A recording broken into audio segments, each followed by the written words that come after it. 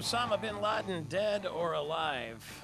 One of the questions being asked now, was there any chance of capturing him without killing him? We'll talk to U.S. Senator Carl Levin a little bit later. He's the chair of the Senate Armed Services Committee. But what we're hearing now as more and more of the details become available is the assault force was told to accept a surrender only if they could be sure he didn't have a bomb and posed no other danger. Bin Laden could have surrendered only if he didn't pose any type of threat.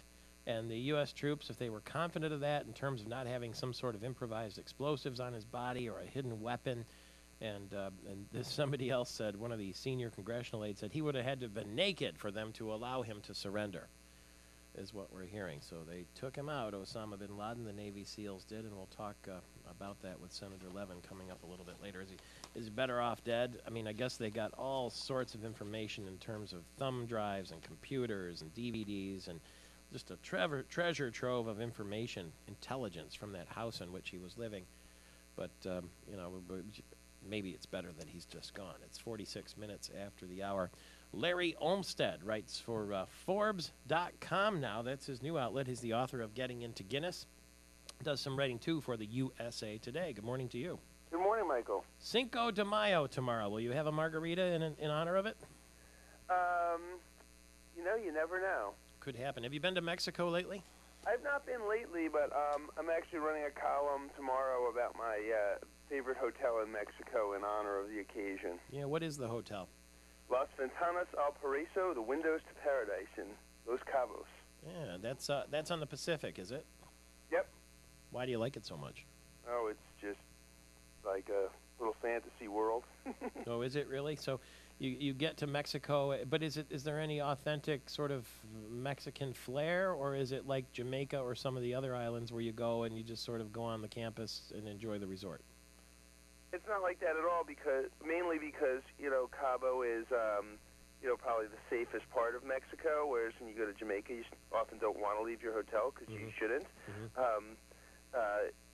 It's very much in the mix, and on site they have like a gourmet ceviche and tequila bar, and you can become a certified tequila taster, and they have good Mexican food, and the art and the decor is all very Mexican, and it's very Mexican right outside the door. Have you been to Louisville for the Kentucky Derby? I have not. Sort of on my list.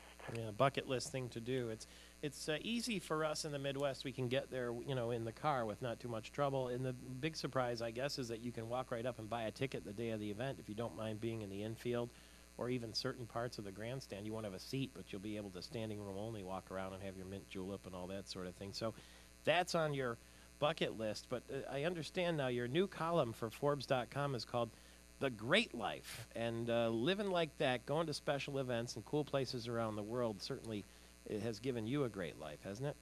I can't really complain.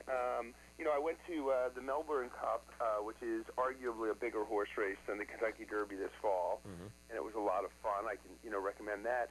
And in the same vein you were just saying, I'm planning a couple of days to do something on the Indy 500, which, as I'm sure you know, is having its 100th birthday this year, which is a really big deal. And that's another event, like you just mentioned, that I think people are surprised that they can just walk up and buy tickets, on like the Super Bowl or something. Yeah, those are bucket list events. In fact, you and I were together there. We broadcast from the finish line at the Indianapolis Motor Speedway a couple summers ago. Absolutely, and it's the largest single-day sporting event on earth, so that's one I think people should check out, especially none of us probably are going to live to see the 200th. How do you, first of all, how do you find your column at Forbes.com? How do I? Yeah, how do you find it? Where can we get it? Oh, if you just go to Forbes.com, it's laid out like a newspaper with the different tabs, and one of them is lifestyle. And if you click on lifestyle, there's sort of a front page. Right? Yesterday my story was there. Sometimes it's not. You can look under my name. You can look. There's subheadings like travel and lifestyle and sports. You can go to LarryGolfsTheWorld.com as well if you're interested in finding more of his work, and you can find it in in-flight magazines. And you've got something coming up, do you not, in the USA Today where you're talking about Firekeepers Casino? Actually, yeah, it's a new magazine USA Today is launching, new travel magazine. I think it's going to be out in June. But, yeah, I mean, it's sort of a beyond Vegas. Much as I like Vegas, there's other places you can go to have that kind of casino gaming experience that I think, especially now with airline prices rising fast and gas prices rising faster, people might consider. Firekeepers is one of them here that has definitely tried to infuse the Las Vegas feel. Mm-hmm. Some of our casinos, and I don't know if it's like that in New York or some of the other Native American casinos, they're more North Woods feel kind of thing, but this one they tried to really make it like Vegas. They've had showgirls and they've had entertainment on the casino floor, and that kind of thing, neon lights and a fountain of fire out front. And, the showgirls come to mind almost immediately. But, are the other ones that you've been to, do they emulate Vegas too? I would say for the most part, no. But, by where I am, I'm most familiar with Foxwoods and the Mohegan Sun in Connecticut. Big ones. And they do, but they're anomalies because they're so huge. They're bigger than a lot of the casinos in Vegas. I've been to some of the smaller casinos like you described in places, Minnesota, Southern California, Idaho.